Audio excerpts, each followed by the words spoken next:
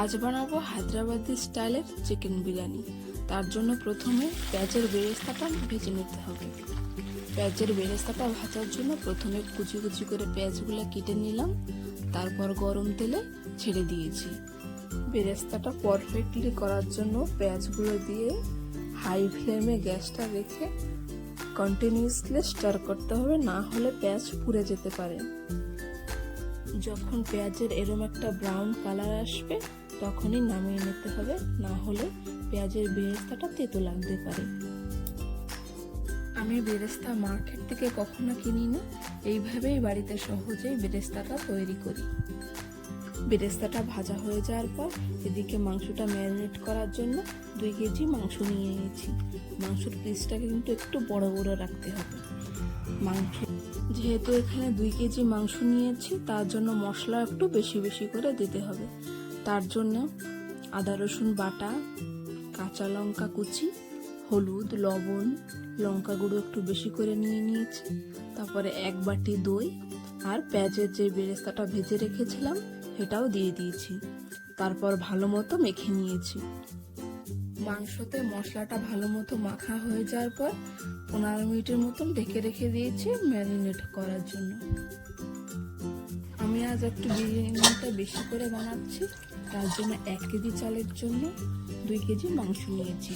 তোমরা আধা কেজি চালের জন্য 1 কেজি মাংস নিতে পারো। মাংসটা সাইডে রেখে এখানে চাল 1 কেজির মতো ভিজিয়ে রেখে দিয়েছি। চালগুলোকে 10 মিনিটের মতন ভিজিয়ে রাখছি, কারণ চালটা ভিজিয়ে রাখলে ভাতগুলো সুন্দর ঝুরঝুরে হয়। আমি এখানে পরিষ্কার সাদা একটা কাপড়ের টুকরো নিয়ে নিয়েছি, তাতে 2-4টে ছোট এলাচ, বড় এলাচ, দালচিনি 2-3টে টুকরো, গোলমরিচ আর একটা ফুল দিয়ে কাপড়টাকে ভালো মতো টাইট করে বেঁধে নিয়েছি। এটা ভাত রান্না করার সময় তখনই দিয়ে দিতে হবে, কারণ গরম মশলা যদি ডাইরেক্টলি ভাতের সাথে দেওয়া পড়ে সেটা পুরো মিশে যায়, আর বিরিয়ানি খাওয়ার সময় গালে পড়লে একদমই ভালো লাগে না। জলটা যখন হালকা হালকা গরম হয়েছে তখন ভিজিয়ে রাখা চালগুলো দিয়ে দিয়েছি, আর গরম মশলার পটিটা যে বেঁধে রেখেছিলাম সেটাও দিয়ে দিয়েছি। তারপরে ঢেকে দিলাম ভাত হওয়ার জন্য। তারপর বিরিয়ানির মাংসের জন্য প্রথমে মাংসটাকে কষিয়ে নিতে হবে। তার জন্য গরম তেলে জিরে আর তেজপাতা ফুটিয়ে কাঁচা পেঁয়াজ হালকা করে ভেজে নিয়েছি। তারপরে ম্যারিনেট করা মাংসগুলো একে একে করে দিয়ে দিয়েছি। মোস্টলি বেঙ্গলিরা বিরিয়ানিতে আলু দেয়, আমি আজকে দিচ্ছি না, কারণ আমি আজ হায়দ্রাবাদি স্টাইলে বিরিয়ানি রান্না করছি, তো আমি আজ আলুটা স্কিপ করেছি। তোমরা চাইলে আলু অ্যাড করতে পারো। বিরিয়ানিটা হলো এমন একটা ডিশ যেটা হলো কোনো বার্থডে পার্টি, বিয়ে বাড়ি বা পিকনিক সব জায়গাতেই বিরিয়ানির চাহিদাটা হাই থাকে। তাই যা হোক, মাংসটা কষানোর জন্য গ্যাসের ফ্লেমটা হাই টু মিডিয়ামে রেখে মাংসটাকে কষাতে হবে। যেহেতু 2 কেজি মাংস নিয়েছি এখানে, তাই মাংসটা কষানোর জন্য একটু টাইম লাগতে পারে, তো আস্তে আস্তে মাংসটাকে কষাতে হবে।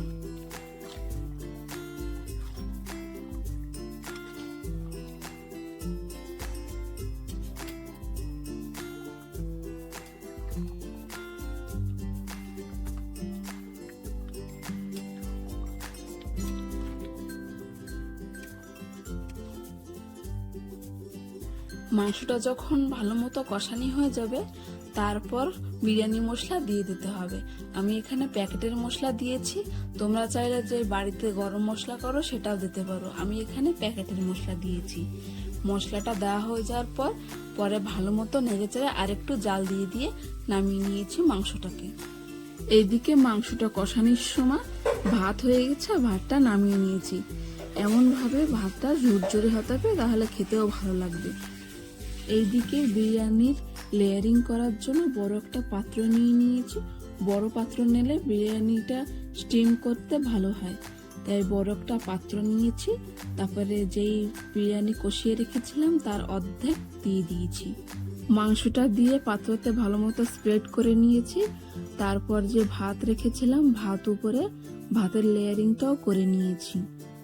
আর যে ভাতটা করেছিলাম তার অর্ধেক দিয়েছি, অর্ধেক অর্ধেক দিয়ে ভাতের লেয়ারিংটা করতে হবে। সেজন্য ভাত অর্ধেকটুক দিয়ে দিয়েছি। তারপরে 2 চামচ ঘি দিয়েছি উপরে। ঘিটা দিলে বিরিয়ানির স্বাদটা একটু বেটার হয়, তাই 2 চামচ ঘি দিয়েছি।